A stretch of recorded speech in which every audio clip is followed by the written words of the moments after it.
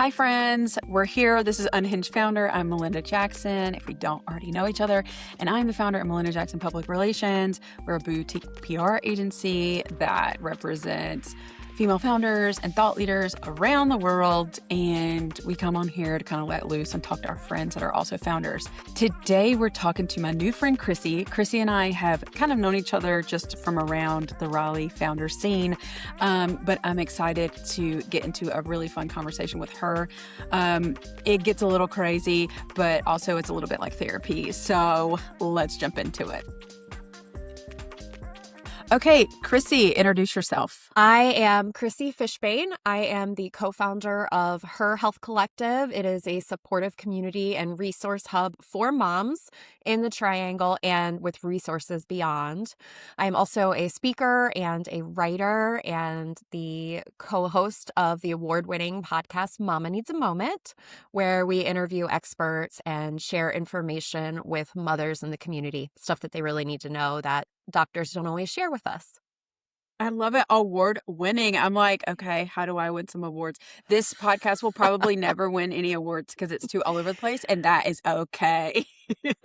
Well, you know what? Actually, you do know this, but it's pretty much like a high school popularity contest, and you just got to get all your friends to like put their votes in, if we're being honest. So, I mean, that's like, honestly, so like this will come out in a month or so, but we just had the Grammys and I posted online, like, no one in this bar knows that I won a Grammy. And of course I get all these men like, oh my God, oh my God. But then everyone's DMing him and they're like, how do you have a Grammy? How do you have a Grammy? I'm like, it was my client. I was on the award, but it's the same thing. Like, that's what I try to tell people, especially in entertainment.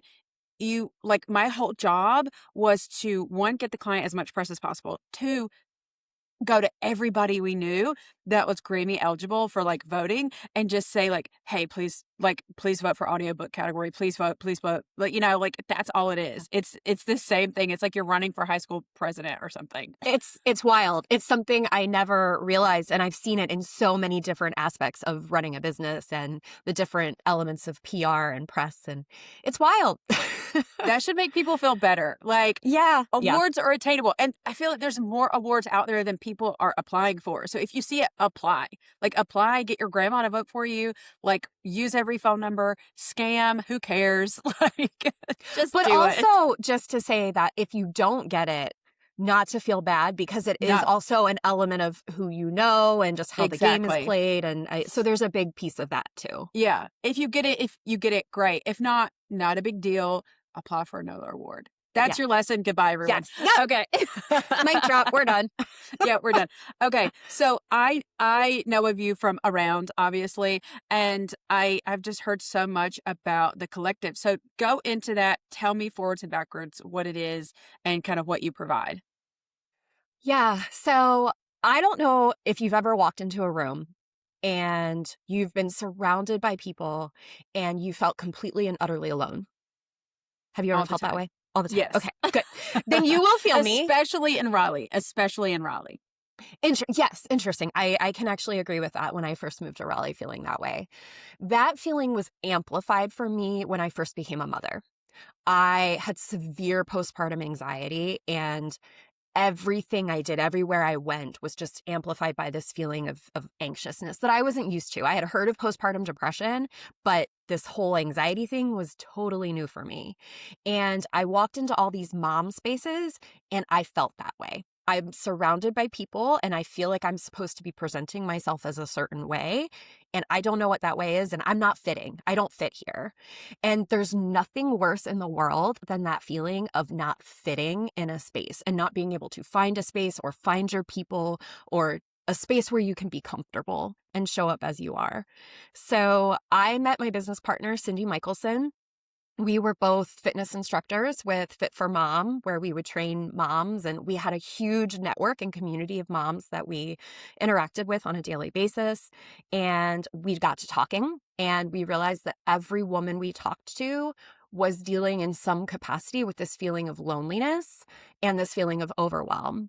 And I always had two questions that I would ask people. One is, if you had an injury, you were really, really hurt, and you had to go to the hospital and you could not have someone in your family come meet you to be there with you, who would you call? And a lot of people don't have that person. They don't have a person that they would pick in that scenario. And my second question, which is totally a different topic, but it is a part of what Her Health Collective does, is when you get a health diagnosis, or if you're raising your children and there's something wrong with the education system and you're navigating IEPs and all of this, where do you go to get a trustworthy, vetted resource answers that you can trust, that isn't overwhelmed by Dr. Google and all the resources out there? How do you find something you can trust? And that was that overwhelm piece that we were hearing, the loneliness and the overwhelm. And that's really what Her Health Collective was designed to attempt to mitigate for moms. So we have a community. We have 10 plus events a month. So everything from mom night out, family adventure, play dates, all that kind of stuff. It is an incredible community. It's not the kind of place where you have to get dressed up every day to meet up with your friends and you go to these, we do go to fancy places. I don't want to say we Yeah. don't, but a lot of the stuff is in people's backyards. It's around a It's bonfire. no pressure. Yeah. It's show up as you are. If you are covered in milk spit up and a messy mom bun and yoga pants, you are welcome here. And that was what I wanted, because that's the mom I am. I am not always put together. I don't always have my, can I cuss here? Yeah. Girl, do Okay. it. I don't always have my shit together. So I wanted a space where moms could come in that element of life too. And simultaneously, again, the expert directory is what we offer for moms who are looking for resources that they can trust. So we've created this expert directory. We have 200 experts now, 100 here in the Triangle, 100 across the nation. These are everything from nutritionists to pelvic floor PTs, mental health counselors, therapists, coaches, anybody that works with moms or families in some capacity. And we've created opportunities for them to network together, because so much of our healthcare system is piecemeal, where you have an issue and you go see your doctor and they tell you one thing, but then you also have to go see your pelvic floor PT and they kind of tell you another, and your therapist tells you another, but it's an issue that is related.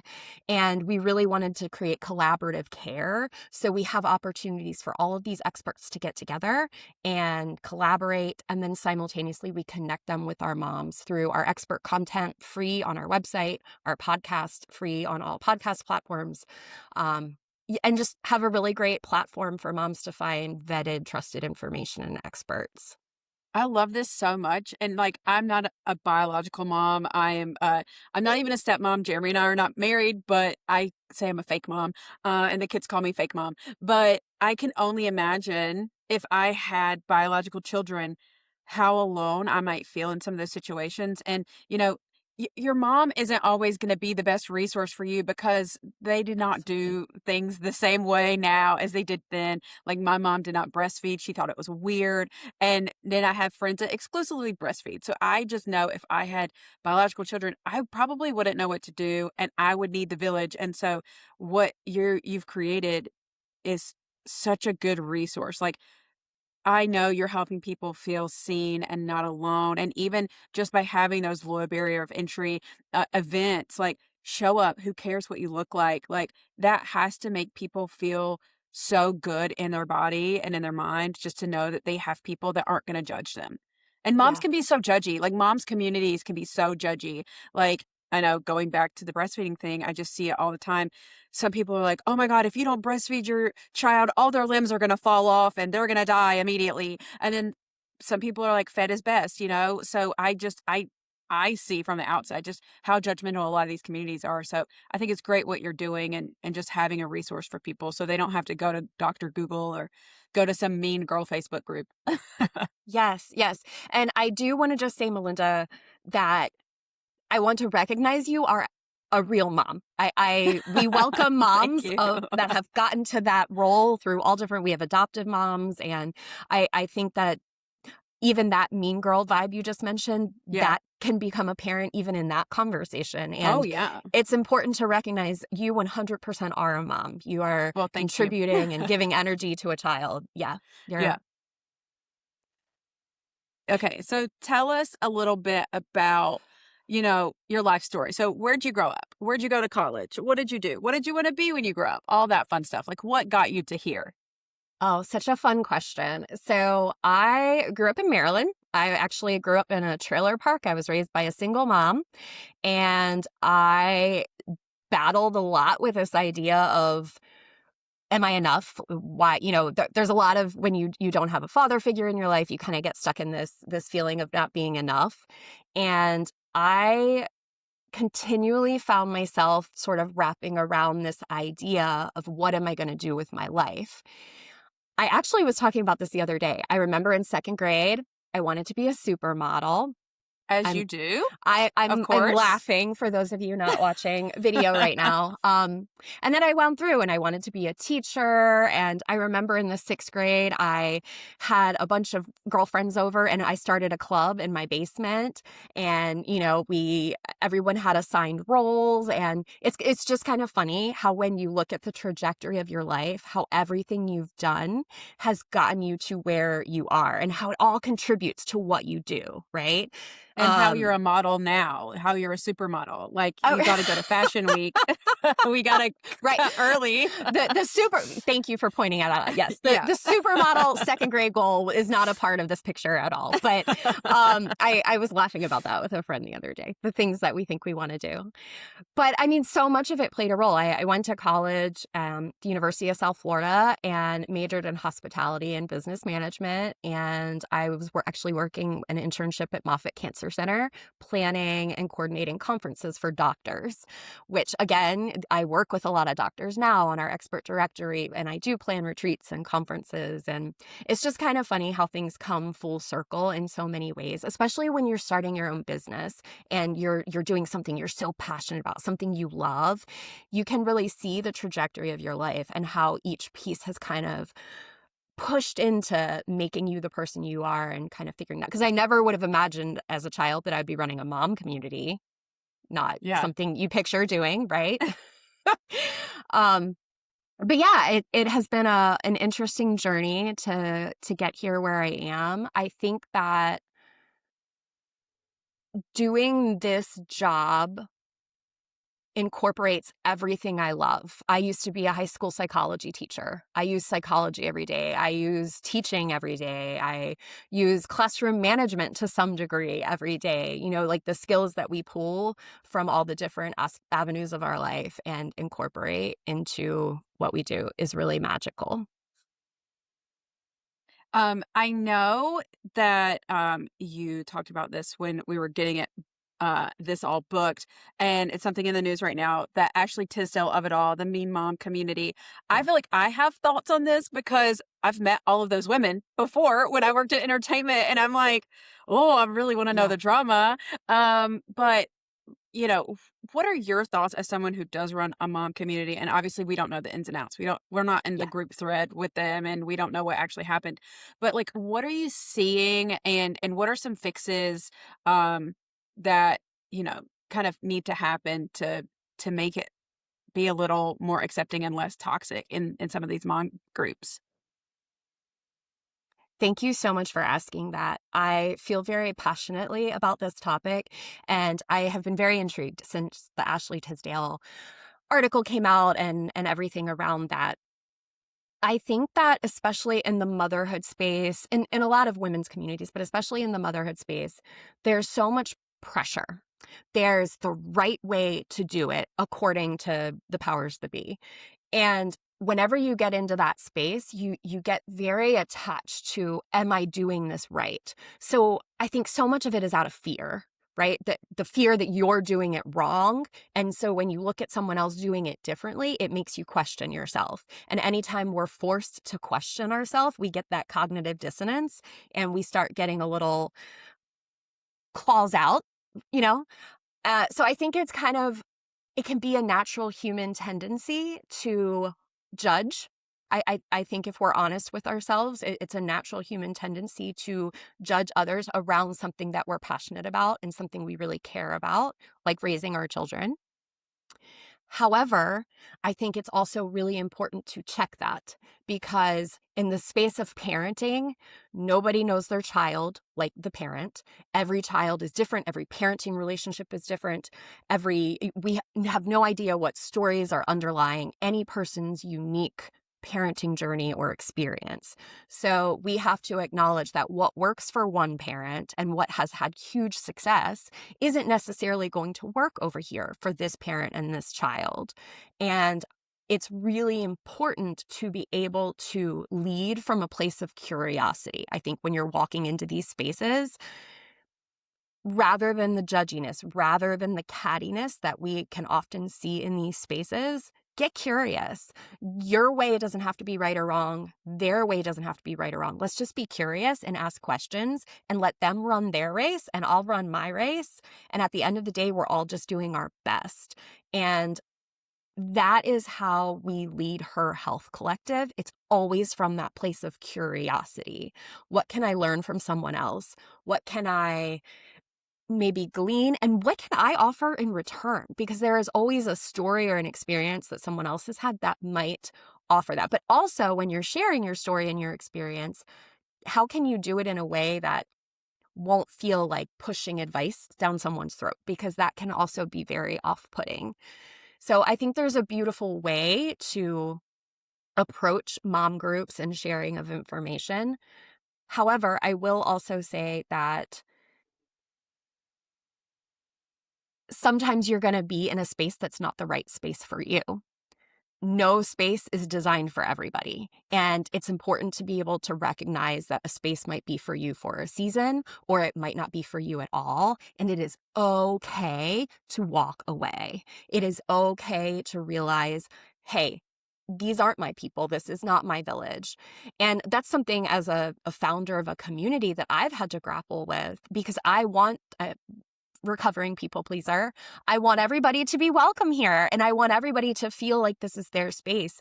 And when I realize that it's not the space for everybody and some people aren't going to find their village here, I had to really grapple with that. I had to really, wrap my head around this idea that I'm not creating the space for everybody, even though we are a welcoming and inclusive space for all. It's really important that you are a discerning community member when you join any kind of community, whether it's a community of entrepreneurs or a community of moms or any village that you're a part of. You get to decide, and it can change. I think that's what Ashley Tisdale's article really got to. Like, I started out as this space, and then things started to change, and I was recognizing that it wasn't what I wanted. And again, obviously, there's two sides to every story. I've heard of the other side too, where people have said that there were certain things that Ashley was doing that was uncomfortable. So we don't know what happened in that scenario, but I have recognized this in so many relationships I've seen between moms, between friends, girlfriends. It's the same thing. It's this idea of, you're my one perfect person. This is my one perfect village. And I think another thing we do in friendships is this idea that I have to find one person to be my everything, or this one Exactly. Yep. community to fill this one whole bucket of needs for me. And that's not really realistic either. You might have a mom community that fills one circle of needs for you, and then you might have a community from your neighborhood that fills another needs, and a community at the pool, and a community And they don't have to overlap, and they don't No. all have to be friends. Absolutely, absolutely. And that's been a really tough thing for me to, I think, realize as an adult, because I am not a person that has one best friend that I've been best friends with since elementary school. I would love that, but I just don't have that. That's not most people's reality. And that was hard Yeah. for me as well to figure out. Do you feel like you finally come to terms with it, that you've Yeah, I have that best friend tier, and there's so much that you were saying, and that I stole that from Mindy Kaling. She was like, best friend is a tier. It's not one person because it's multiple people. But there's so much that you said that I just resonated with, not even just from like a mom standpoint, but just life. Like, Yeah. you're not going to be for everybody, and that's okay. And everybody's not going to be for you. And your best friends are going to change all the time. My best friend in high school, we are not best friends anymore. We talk on Instagram, but it's not that. And my best friend from 10 years ago we don't talk every day, People come into your life for a season, clients come into your life for a season, situations come into your life for a season, and it's okay if it's not long term. Um, like that's also something I'm having to grapple with, about, like, clients, like, especially what I do. Sometimes it's just a project, and sometimes we only work together for a month or 2, and they don't know I'm up late all night thinking about how I can make this better and how I can save this Mm. and how their money is, like, game changing to me. They don't know that, and that's okay, and but they also don't have to work with me for the next 10 years, you know? It's all seasons, and you have to be okay with those ebbs and flows. And there's something else that you said, uh I don't know, it doesn't matter, but I think so much of what you said really does relate to just, like, real life and so many different situations, not just moms, um, but really, like, it's okay if you're not for everyone, and it's okay, um, if people aren't in your life for the rest of your life. Yeah. Yeah, absolutely. I remember when I first moved to Raleigh, and I became a high school teacher, and I remember there was a woman who worked in the media center. And she was kind of like this mother figure to me. I really loved her. And I remember walking down there one day just feeling really sad because I felt like I hadn't found a friend in Raleigh yet. And I was just really struggling with being alone. And, I had mentioned having all of these acquaintances, like all these different people, and still just feeling really lost without this one true friend that I was desperately looking for. And she said it to me beautifully. She said, "You know what? You might have a friend that is your basketball friend, and you go and you play basketball together." By the way, I can't play basketball for the life Yeah. of me, but your basketball friend that you Yep. go and you play basketball with, and then you have your You're not swim only a friend. supermodel, but you're in the WNBA. Got it. Got it. Everyone You do a wants to know lot. me now. Um, but yeah, and then you have your friend that you go shopping with, and then you have your friend that is your listening friend, the one that really listens to you and have those heart-to-heart conversations. And it's okay if they're not the same people. And I think that is a really valuable lesson, especially as we live in a world that has become more transient and we're moving to new locations, and we're not surrounded like generations ago where you're surrounded by the people you grew up with. And that's just where, yeah, then your relationships stay with you all the time, but it's not like that anymore. So I think we need to be more open to what friendships and relationships look like in adulthood because it's changing. It's different now. Yeah. And something I really struggle with, is I think I realized at 38 years old, I've been begging people to love me my whole life. Mm. Just like, will you love me? Will you love me? Will you love me? And will you accept me? And will you tell me that I'm worthy of your love? And having that realization, I'm like, "Oh my gosh, I put so much pressure on my friends, my colleagues, my mentors." Like, I put so much pressure on people because I was just like, "Fix my problems, please, God. Please, I don't know how to do this. Fix it. Fix me." So now I'm trying to, like, dial that back a little bit and be like, I can't trauma dump on everybody all the time. I can't do that. But also at the same time, I don't necessarily have those friends that if Jeremy's busy and I just wanna go out for drinks, that I can just text on a Tuesday night and say, "Hey, do you wanna go for drinks?" And that's also okay. It you don't like, it's not the same as college. It's not the same as in our 20s. A lot of us are busy. A lot of us have kids. A lot of us have responsibilities. Um, and, like, that doesn't mean people hate me. It just means people are busy, and I might have to text 4 or 5 people to see if somebody wants to hang out. Also, my friends think I am very, very busy, and so they never ask me to hang out because they think I'm traveling or something. So I have to actually ask them to hang out because they don't Mhm. know my schedule. They don't know what I'm doing. But, like, people aren't gonna knock down my door to hang out. Yeah, there is a definite seasonality to life, and it's really important to keep that in mind as we navigate adulthood, as we navigate new jobs and moving to new cities and becoming a parent and marriage. And each new season, each new phase sets us on a totally different path. And I talk about this all the time with my spouse that when we were in college, I started dating him when I was 19. We've been together a really long time. We were all about the party. I mean, we wanted Mhm. to go out and drink all the time and just have so much fun. And our life isn't really about that anymore. I mean, we still like to go out and have fun, but a lot of times having fun is me in my comfy pajamas and my bra is off and, Yeah. I'm in bed by 10 p.m. with my book. And it's Yep. just your definition of fun changes. I think our levels of introversion and extroversion change. And if you are in a job that has you constantly interfacing with people, that can be very exhausting. That's something I deal with where I'm just with people all day long and holding a lot of emotions for people. And I need that off time. I need that time at home where I can just shut down and be a vegetable on my couch. And I think it's important to remember that this is a season. My daughter is 8. We're doing a lot of extracurriculars with her. At some point, I recognize she's not going to think I'm as cool as I am, which I mean, I have a recording where she says, "I'll always love you, mommy, and think you're the And you better coolest." play So it I every am day going to when she's hold on to 16. it. Every morning before school. Yes. Remember this? I have it. I have it recorded. But I recognize that there's going to be a point where that changes and she's not sort of this central force in our life. And I'm going to revert back to wanting more of those friendship random nights out and things like that. So I think the seasonality of life is an important thing to remember, especially when it comes to friendships and relationships and just life in general.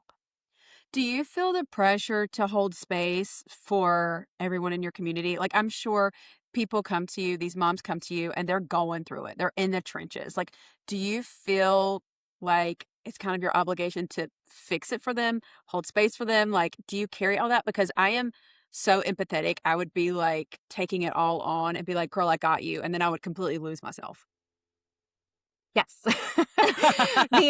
The simple Codependent answer 101. is Let's go. is yes. But I this is something I'm working through. With therapists and coaches and we're 7 years into this business. And when I first launched this business, as I mentioned, I was in a place of being really anxious and lonely. And I just wanted that community. I was starved for it. I was happy to deliver it. And I still am. I love every single mom in my community. And I too am a very empathetic person. And I am happy to hold space for people. And I want to be able to build bridges on their behalf and connect them with resources. And that's just who I am. But at this point, we also have over 100 members that are moms plus 200 experts. Like there's a lot of people reaching out to me. I get texts at all times of day and all times of night about um, house fires and health diagnoses and just anything you can imagine. Yes, I do navigate that. And I have had to explore boundaries. I've had to explore removing myself a little bit because I would feel it so deeply. It had actually reached a point a couple years ago where I felt myself getting numb. I Hmm. felt myself because I'm dealing with my own stuff at the same time, right? Like I've got all my own world shit happening and I'm holding space for all of this stuff coming at me from a million different ways. And it also kind of sadly reached a point where I didn't know where I could turn to share because people in my community are also my friends, but they're also people in my community. And there's like this weird kind of aspect of being a community leader, right? Where your friends are also kind of your customers, and that was tricky to navigate. So I didn't know where to turn with my feelings of overwhelm and my feelings of being lost, and I started to feel numb. And never want that because I am an empathetic person and I want to feel for people and put myself in people's shoes and be able to walk alongside them in whatever space they're in. But I recognized that that was too much, too soon, too fast. I was at capacity and I just started to numb out, and people would share something with me at this point in time and I wasn't able to empathize in the way that I used to. And that was when I turned back to therapy and sort of, started that journey again. And I've gotten much better with boundaries. I've gotten much better with looking at a situation that someone is going through and empathizing, seeing it, holding space for them, but not internalizing it and making it mine. And that was a skill that I really needed to learn because as a child growing up, similar to what you expressed, I had this need to have everyone like me. I wanted to be everything for everyone. I wanted to prove I was enough, I was valuable. And that was my childhood story, right? Like that's what I did everywhere I went. And it's funny how it carried me into adulthood. And I think that's part of what helped me create this beautiful community is the childhood that I had and the way that I had to show up in the world that I lived in. And also, I've recognized that it's not really serving me anymore. And I need to alter some of the ways that I show up in order to protect myself and be able to show up for my family and my day to day life. So it's a continual learning process. But yes, it is a lot of holding emotions and navigating that. And how do you kind of separate the friendship from the business? Because I know you said you have friends that are in the community or maybe help out and stuff. I have a rule where I will not work with any of my friends and I will not represent any of my friends. I'm very big on don't shit where you eat. So like that, but I mean, what I'm doing is probably a higher price point than yours. And I'm literally like promoting someone's business and I'm out there in the trenches for them all day, every day. So it does feel a little bit different. But how have you been able to like set those boundaries or maybe not take things as personally or, seeing someone like wants a refund or cancels a service or whatever and you not like get butthurt about it? Such a good question, Melinda. It is something I am still navigating, if I'm being I think completely I honest. would I would want to cuss somebody out. Like if I even went on the back end of Stripe and saw that one of my friends like had like canceled something or like unsubscribed, I would be like, "So you hate me?" Like I couldn't do it. It is so everything you just said, that was the point, the sticking point for me in what you just asked me. It Having friends in the community has been really nice. And my friends, and honestly, all of the moms in my community become a friend to some degree or another. Yeah. We spend a lot of time together. I get to really know their stories. They get to know mine. I love supporting. Like it truly is a community of genuine connections and authentic relationships. And I love that.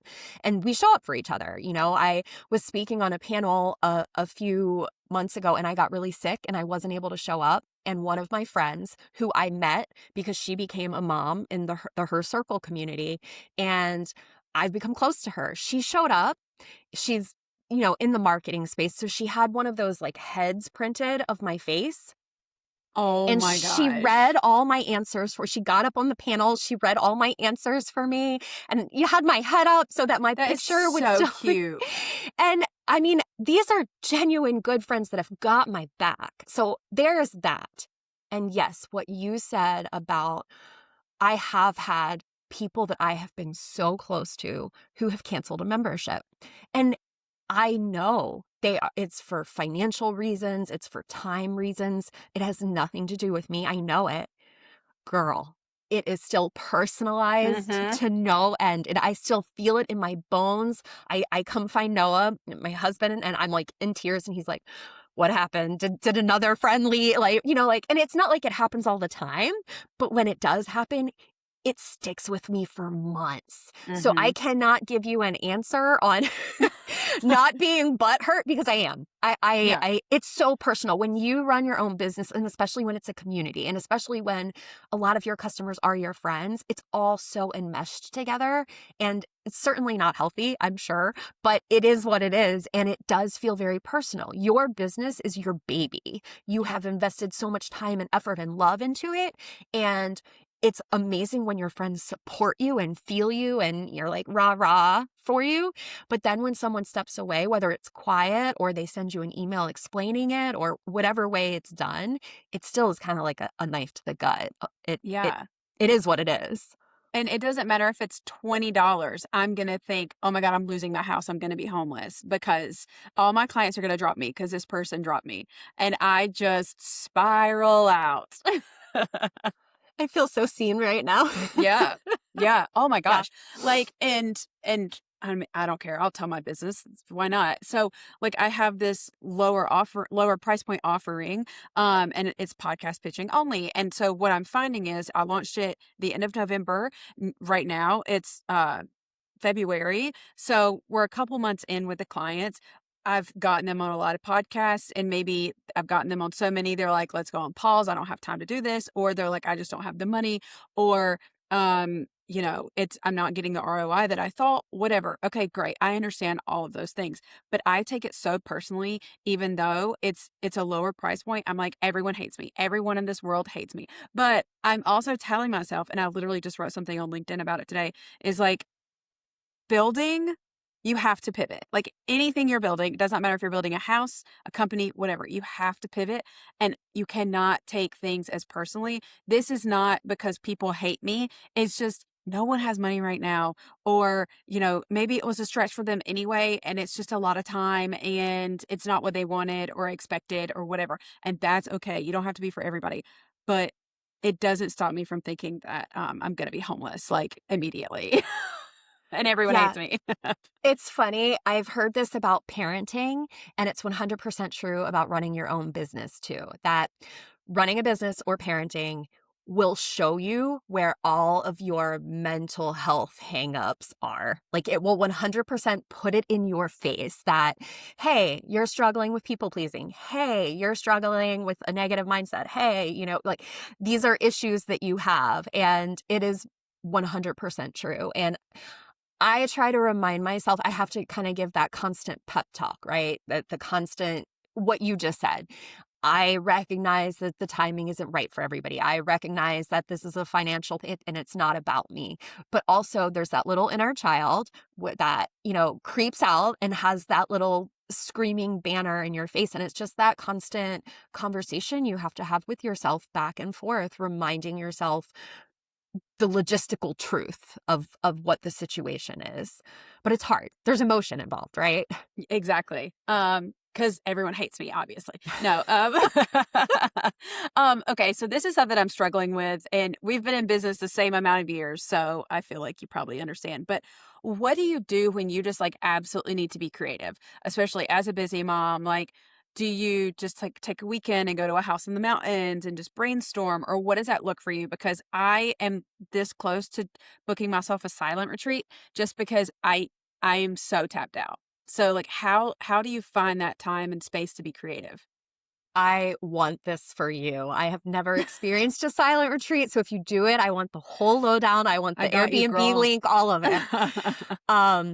No, I have not done that. I've read about it. I've heard about it. It sounds lovely. For me, when I feel that sort of creative lack where I'm struggling to find it, I have found that I really need to step away. So I don't need to go to an Airbnb and spend a weekend immersed in my business. I need to step away from my business.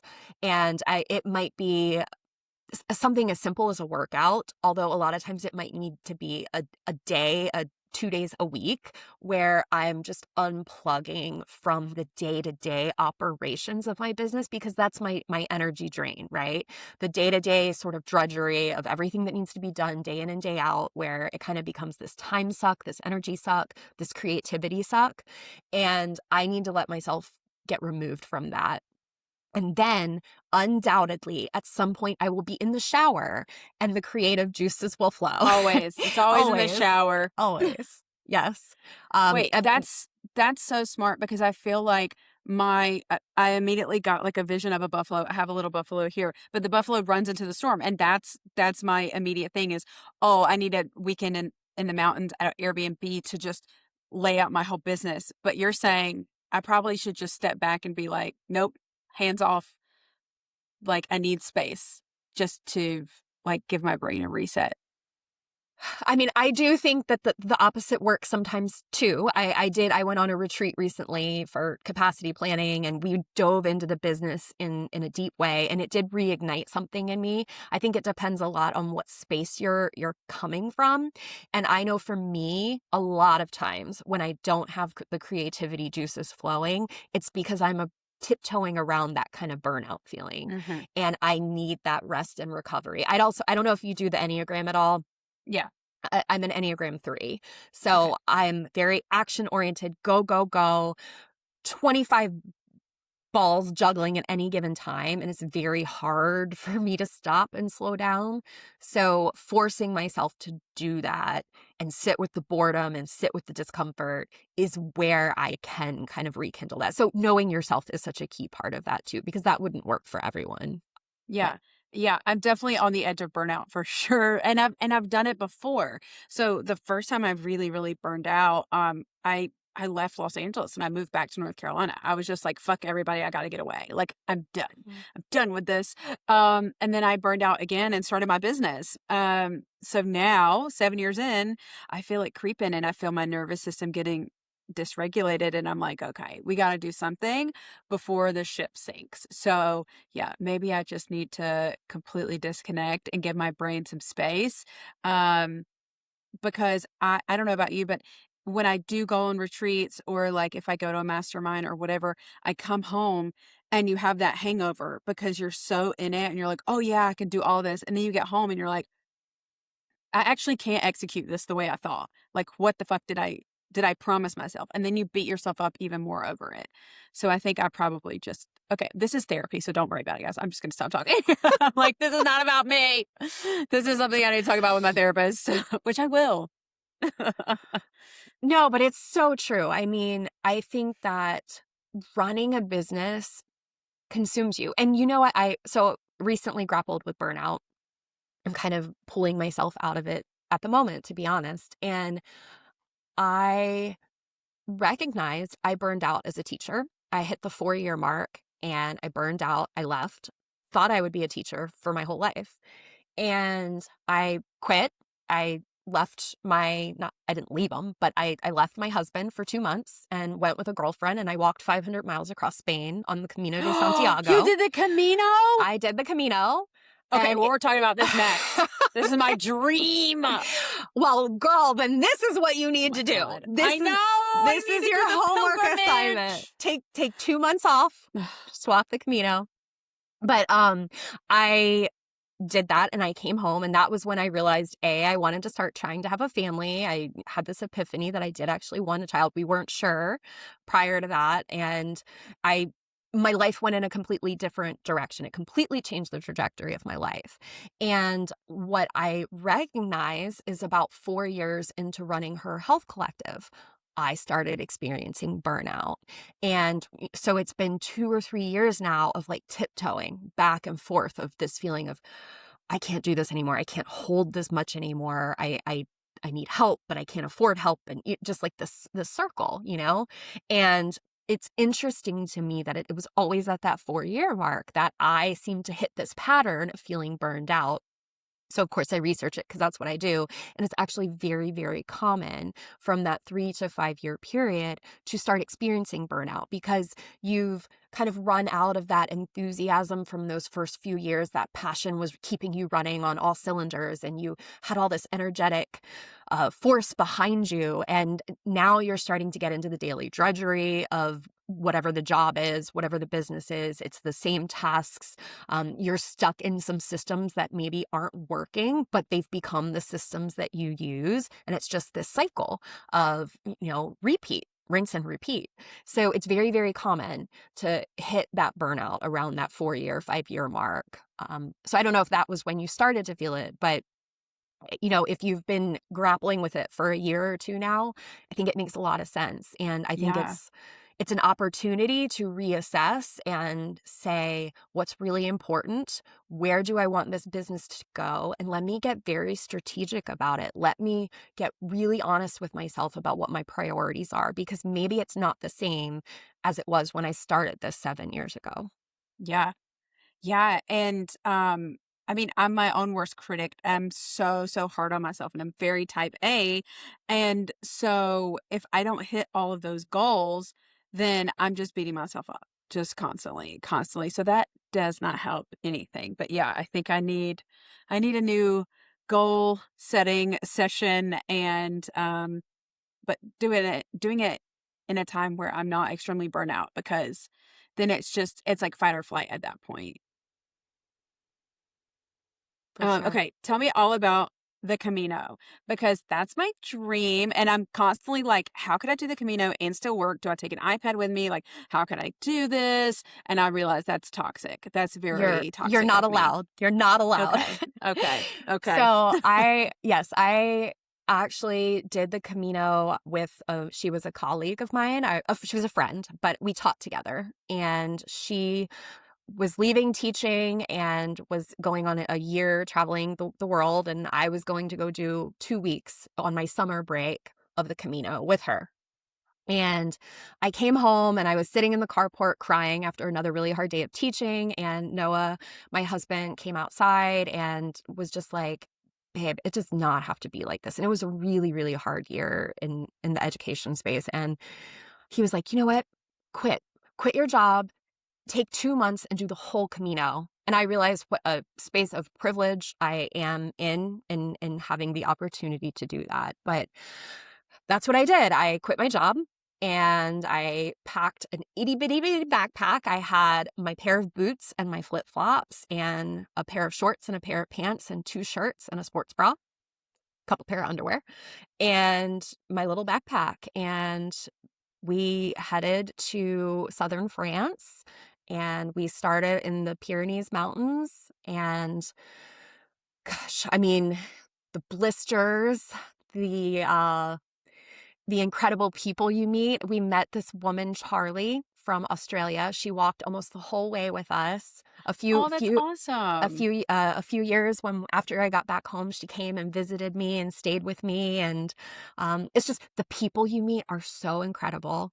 Melanie, the friend that I went with, was adamant that we were not to bring phones. So you mentioned bringing a laptop.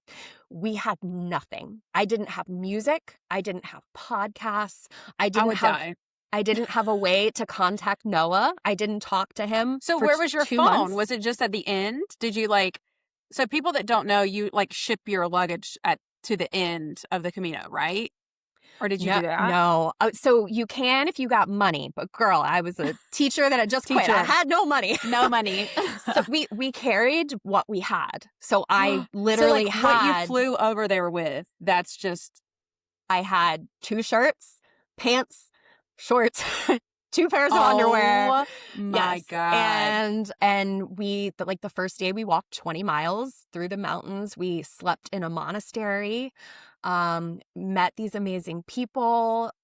Some days you walk a little less. I do remember I had this wonderful, amazing epiphany. I think it was about 4 weeks in, maybe 5 weeks. It was middle end, and I was walking by myself because we didn't always walk in our little group. There was ultimately about 4 or 5 women that ended up being together, but I had initially just gone. It was 3 women that came from the States. And I was just walking by myself through a wheat field. The sun was beating down on me. I had no music. I had no podcast. There was nothing, just me in a wheat field. I was grappling actually with what am I going to do when I get home? What am I going to do with my life? I am a person that always knows the next 5 steps of my life, and I don't know what the fuck I'm doing, and it doesn't sit good with me. So I just kind of was in that space, and it was as if I really don't know how to describe this, but it was as if the words came out from inside me, but I felt it so deeply. It was like the universe was telling me something. And it was simply the words, accept what is.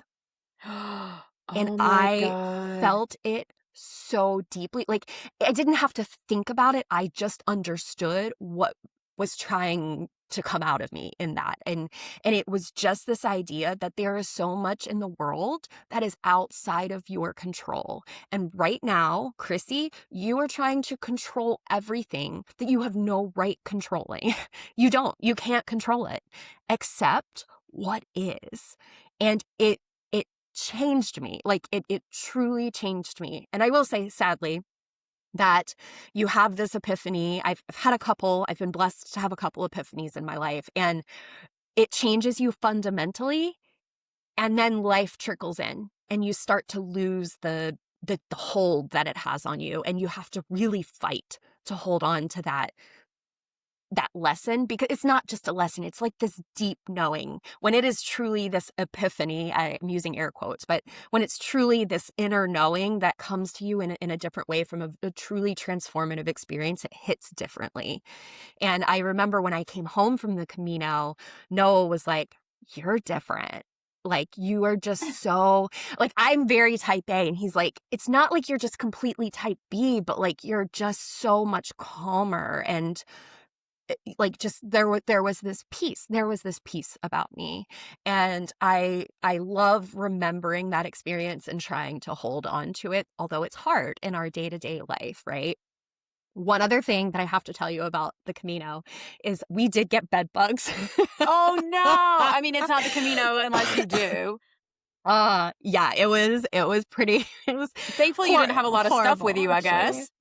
That's true. That's true. But I mean, some of the girls that were walking with us, they had, the bites were so bad, Oh. and the albergues that you sleep in, Yeah. kind of like hostels and stuff, they would turn us away because they didn't want the bed bugs, and so we had to like go and get medicine, and then we had to hide it, and then we Yeah, had like, to how get did like, they know? Did they just see it on because people the and they're like, "Oh my bugs God, did were, you?" yeah.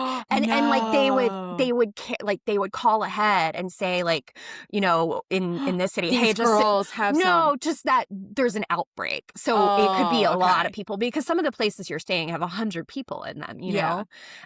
So yeah, and then we had to get like a big can of Raid and put our backpack in a big black trash bag and spray the Raid. And when we finally finished the Camino, we spent 2 weeks in Barcelona, and I had to get on a quick little plane, and they did like a test, and I had like Raid all over me, and they like flagged me for, Oh my God. I had to get They're like, special, "She's like, a bomb." I had to get bomb testing, like my fingers had to be swiped. Oh my God. Okay, So, so one of my favorite things I love about the Camino, because I've done extensive research, and I feel like every time it's like Camino season, I get everybody on TikTok. But like the food looks so good and it's very cheap for what pilgrims, is that what they mhm, call them? Yeah. mhm. So Yeah, pilgrims, if the you're food walking. was amazing. Everything about Spain is amazing. I love the culture, and we had all your staples and basics, but a lot of times you're staying, I mean, I remember one time we got these little cots, and we were sleeping on the floor of this giant cathedral, and then everybody went down into the kitchen, and it was this big communal eating, and they would just pass the food down. So yes, you are stopping at little roadside restaurants and maybe getting like a sandwich or a torta, or something delicious, but a lot of times it was also these big communal meals where the people that worked at the church would supply you with food, and it was really, really cool. Great Oh, food. I mean, Especially you've sold me on Barcelona it. too, though. Well, Yeah. And there's like a wine fountain, or there's maybe even a couple of yes. them. Like that's what I want to do. I'm like, I leave the Camino for the wine fountain. I have a picture with the wine fountain, and Uh, it is worth it. see, it's worth the whole 2 months. It's literally my dream to do that, and maybe I'll do it, like, I'm 38, so maybe I'll do it when I'm 40. Like, maybe Yes. that's the Yes. thing. I just have to figure out a time where I can take 2 months off, but I work Well, for and myself. exactly. And just so you know, we did the Camino in 6 weeks, and then we spent 2 weeks in Barcelona after. So technically you could even do it in a month and a half. I mean, you could Yeah, I probably walk pretty even fast. you could even push it a little more. I think people do Yeah, it in even less than that. So yeah, it is doable, and it's so yeah, worth it. But I highly recommend you not bring the laptop and not try to work. It yeah. changes the experience for sure. Okay, so where was your cell phone? Like, I you did left it with not fly Noah. over there. I left it with Noah. I did not So you had to get have. paper tickets on the plane like a poor Yes. person? Okay, I still love paper tickets to this I do day. too. I do too. I Because like sometimes there's your phone just shits the bed yes. and you need it. I Yeah. am like, I guess, what is it? I'm an elder millennial. Like, I'm Yeah. tied to my like certain pieces of, non-technology. But yeah. Give me So a you paper ticket. literally just like left him at the airport and you're like, here's my cell phone. Yeah, so there were some, what are they called? Like internet cafes. Yeah. So once a week or so, I would stop and like shoot him a message on Facebook and just say, "Hey, this is where I'm at. I'm safe. Can you let my mom know?" You didn't um, have like an air tag on or anything? God, I would have No. I'm so psycho about that shit. I would have an air tag on everything. I would have myself. I am like so risk averse when it comes to that. I mean, Mainly because like if something happens, I want them to be able to track me and make a good investigative podcast about it. So really, that's all. well, so this was, I'm trying to remember the year. This might have been 2012. Okay. I'm trying to, it was a while ago. I don't Yeah. really know what technology was around at the time, but People still had iPhones with one camera on it, and it was this big. So, but yeah, I had like an old school camera to take pictures, and I didn't have any sort of internet on my person at all. But I do remember it was the year that there was a young woman who went missing on the Camino, and my mom had gotten that in her head and was like really in the feels on me going off on this trip. But I have done extensive travel to other countries before, so I think she was also a little used to it. But yeah. Dude, you've inspired me. Because yeah, okay, I want to do the Appalachian Trail and I want to do the Pacific Crest Trail, but the Camino is similar, but it's not as hard, and I'm not yeah, having to like camp out and yeah. like carry 50 pounds of shit on my back and deal with the rainy season in North Carolina. I'm not going to go missing in the mountains. I'll just be in Spain eating, tapas or something. Yes, yes, absolutely. No, I think it's a great way. I have considered the other trails, but the camping part kind of like, and carrying all of like, it's just such a different level of how much you have. Like I had the lightest pack out of all of us, and I worked really hard to just be like, okay, I'm just going to bring the basics, and I can't imagine having to add carrying your food and like we didn't have all that. We Exactly. just had our clothing and stuff. So Yeah. Have you thought about doing like a shorter version of it with your mom group? Like any of those women? Have you thought about it? that has not crossed my mind. Well, there No. you go, girl. Yeah. And if you do, I'm coming. Okay. Just do like a week and it'll be fine because people can leave for a week and you can still, get some of the feel for it, but they don't have to be gone for 2 months and leave their kids with their husbands. I mean, I'm not opposed to this idea. We do run retreats. So, I mean, this is something I could explore. You're welcome. Get your passports ready, thank you. ladies. You heard it here first. Okay, cool. So we will wrap this up. Do you have an unhinged founder story? So like something that crazy that has happened to you since becoming a founder, or even like before that, just a Oh, crazy story to share. I've got one. I've got one. Okay. Okay. So this is an unhinged founder story. And this is actually, speaking of retreats, this was the very first retreat that Cindy, my business partner, and I had ever held together. And we had worked like tooth and nail tirelessly to make this the most incredible experience for these 12 moms who were coming to the mountains of North Carolina for a long weekend away of relaxation and pampering and care. And we get there one day early. It's the night before. We're getting everything ready. We want it to be perfect. Cindy and I take the like kind of the crappy room in the basement. That's not really a room because we want everyone else to have the beautiful, perfect room. And it's like 2 a.m. We're getting ready for bed. We're exhausted. A mouse comes crawling out of the room that we are sleeping in. Done. Just a few hours before all the moms come, and we're like, oh, what do we do? What do we do? We gotta burn the whole house down. That is not what we did, Melinda. We ran and got a towel, and we covered the door so the mouse couldn't get out of the room that we were in, and we locked ourselves in the room with the mouse. With the mouse. We have brooms and bowls, and Cindy, brave, beautiful Cindy, like after 40 minutes, like screaming and like, ah! Sorry, that was really high pitched. She manages to get the bowl over the mouse, and I find this big, huge, flat decorative book, and I slide it under, and I'm like, what do we do? What do we do? What do we do? So we carry the mouse out the side of the house between the bowl and the book. down the side of a mountain into a creek, gently released the little mouse. We didn't want to kill the mouse. We wanted to gently release the little mouse and hoped that he doesn't come back into the house. to have a sleepover. I did not sleep that entire freaking weekend because I felt like there was mice just everywhere, and we didn't tell anyone. We told not a single mom. We had found some mouse traps in the pantry, and we hid them because we didn't want anyone to know, to let it ruin their weekend. Yeah, because they would have all been up like you. Exactly. Exactly. Oh, so that was our first retreat experience. And I think we handled it like pros. I messaged the Airbnb company and they were like, we're sorry, we can't get anyone out, but we'll give you an extra day, which was great because we hadn't booked an extra day for like cleanup.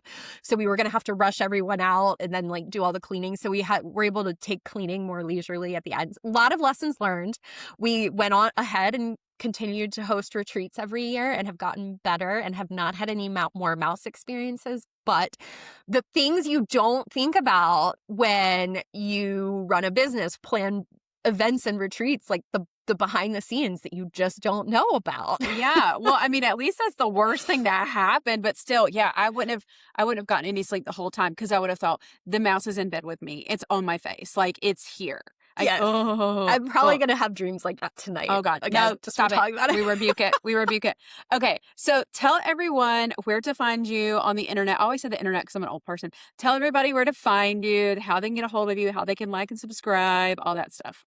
Yes, definitely. You can find us at herhealthcollective.com. And that is where every week we post new, fresh content from all of our different experts. You can explore our expert directory and find vetted providers for whatever you have going on. You can find us on Instagram and Facebook at Her Health Collective. And we also have our podcast, Mama Needs a Moment. And if you are interested in community and you are a mom, definitely check out Her Circle. We're local to the Triangle, but we are looking at expanding soon. And if you're an expert or a provider, please check out the directory because we offer a lot of great opportunities to connect for providers as well. I love that. Well, cool. Chrissy, thank you for coming on. And I look forward to having more meetings with you about the Camino and how we're going to take your group because I will just latch on to the girl, thing. I love it. Let's go have coffee and it'll be a fun friend afternoon out talking about the Camino. I'm there. And we'll both tell each other that no one hates us. I'm there. Okay. Thank you so much. How awesome is Chrissy? She's just so sweet. And I feel like she just automatically calmed my nervous system down a little bit. I cannot wait to go on the Camino. Like, it's going to happen. I've been manifesting this. She's like the 5th person I've known that has walked the Camino, has done the pilgrimage. If you don't know what the Camino is, which I realize we didn't really explain it, go look it up. It's too hard for me to explain, but there's a couple different routes you can do. She did the French one, so you start in France and then you walk down into Spain and across Spain. But I want to do it. I want to freaking do it. I want to eat all the little tapas at all the little cafes. I want to do it. I'm gonna do it. And maybe it's exactly what my brain needs. So I turned 39 in April, so I have like a year. I got a year to plan it. I got a year to get things ready. I think I would still take my iPad. Because I'm that much of a workaholic. I think I would have to take my iPad. But we will figure it out, you guys. Maybe by then I will have all the systems and processes in place that I can leave for 2 months and just trust my team. But until then, we're going to be kind of crazy. So anyway, if there's one thing you got from the conversation, please give yourself grace. Please realize that you don't have to be for everybody and that things happen in seasons and people come into your life for a season and clients come into your life for a season. And that's okay. I love you. Like and subscribe, share it with a friend, and join the Her Health Collective. Bye. Like and subscribe to my podcast. It's Unhinged. Dun, dun, dun.